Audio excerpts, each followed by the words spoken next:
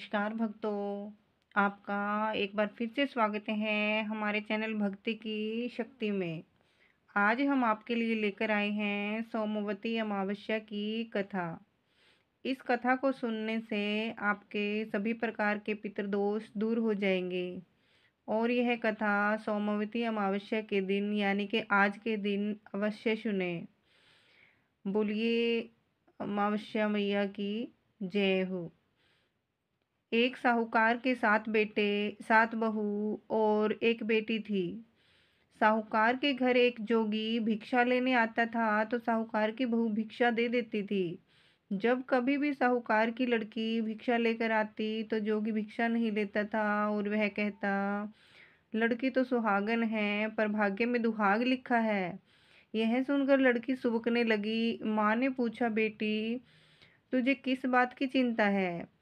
तो वह लड़की बोली, एक जोगी भिक्षा लेने के लिए आता है। वह कहता है कि हे तो तू सुहागन, पर तेरे भाग्य में दुहाग लिखा है। यह बात सुनकर माँ बोली, उस जोगी की बात मैं सुनूंगी।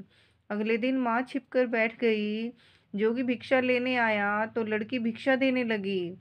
इस बार भी जोगी ने वैसे ही कहा। इतनी बात सुनकर माँ निकल कर आ गई और बोली, एक तो हम तुम्हें भिक्षा देते हैं और ऊपर से तुम्हें हमें गाली देने की फुर्सत लग जाती है।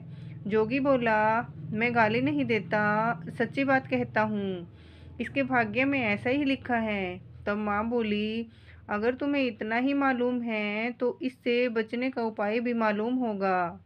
जोगी बोला, 7 समुद्र पार एक सोना धोबन रहती है जिसने सोमवती अमावस्या कर रखी है। अगर वह इसे आकर फल दे देती है तो इसका दुहाग टल सकता है, नहीं तो विवाह के समय सर्प काटने से इसकी मृत्यु हो जाएगी। यह बात सुनकर लड़की की माँ बहुत रोने लगी। अब माँ सोना धोबन के पास गई। रास्ते में बहुत तेज धूप पड़ रही थी तो वह एक पीपल के पेड़ के नीचे बैठ गई। पेड़ पर गरुड़ पंखनी का बच्चा रहता था जिसे सांप डसने आया तो साहूकारनी ने सांप को मार डाला और बच्चे को बचा लिया। जब गरुड़ पंखनी आई तो सब जगह खून देखकर साहूकारनी को चोंच मारने लगी। साहूकारनी बोली, मैंने तो तेरा बच्चा बचाया है। अब गरुड़ पंखनी बोली, तूने मेरे बच्चे को बचाया है सो कुछ मांग ले। साहूकारनी बोली, पहले वचन भरो। गरुड़ पंखनी बोली, मैं तुम्हें वचन देती हूँ। साहूकारनी बोली, मुझे 7 समुद्र पार सोना धोबन के घर छोड़ दो। अब गरुड़ पंखनी ने उसे सोना धोबन के घर छोड़ दिया। वहां जाकर साहूकारनी ने सोचा कि अब इसको कैसे मनाऊं। सोना धोबन के घर 7 बहुएं थी जो कि घर का काम करने के लिए आपस में हर समय लड़ती झगड़ती थी। रात को जब सब सो जाते तो साहूकारनी सोना धोबन के घर जाती और उनका सारा काम कर देती तथा दिन निकलने से पहले ही चली जाती।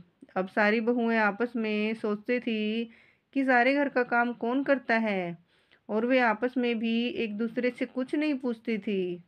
एक दिन सोना धोबन ने बहुओं से पूछा, आजकल तुम आपस में लड़ती झगड़ती भी नहीं हो, सारे घर का काम कौन करता है? तब बहुएं बोली, काम तो हमको ही करना पड़ता है, लड़ाई करने से क्या फायदा। सोना धोबन ने सोचा, आज मैं देखूंगी कि कौन सी बहू सारा काम करती है।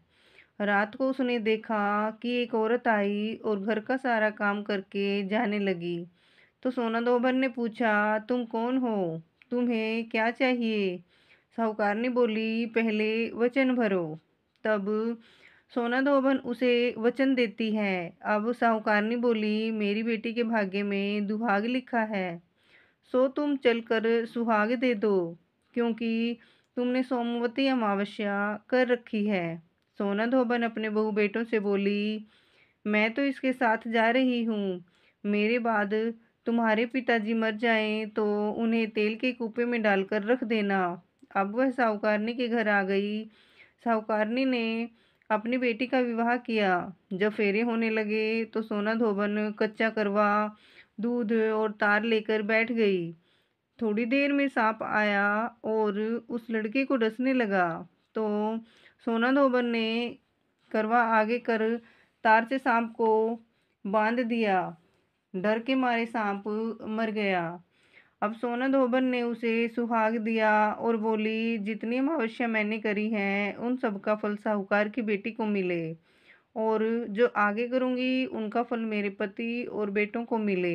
हर कोई सोमवती अमावस्या की जय जय बोलने लगा।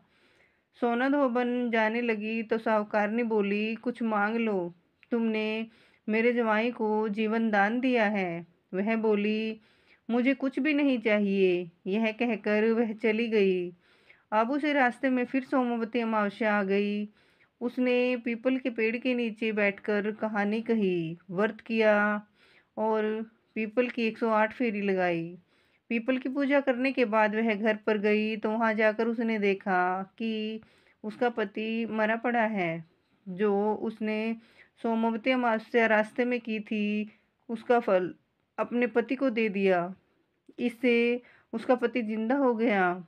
सब पूछने लगे, तुमने क्या किया जो ये जिंदा हो गया? तब वह बोली, मैंने तो कुछ नहीं किया। रास्ते में सोमवती अमावस्या आई थी, सो उसकी पूजा करी थी, व्रत किया और 108 फेरी पीपल की लगाई। सारी नगरी में ढिंढोरा पिटवा दिया कि हर कोई सोमवती अमावस्या की पूजा करो, व्रत रखो, 108 फेरी पीपल की लगाओ। हे सोमवती अमावस्या, जैसा साहूकार की बेटी को सुहाग दिया वैसा सब किसी को देना। बोलिए सोमवती अमावस्या की जय हो।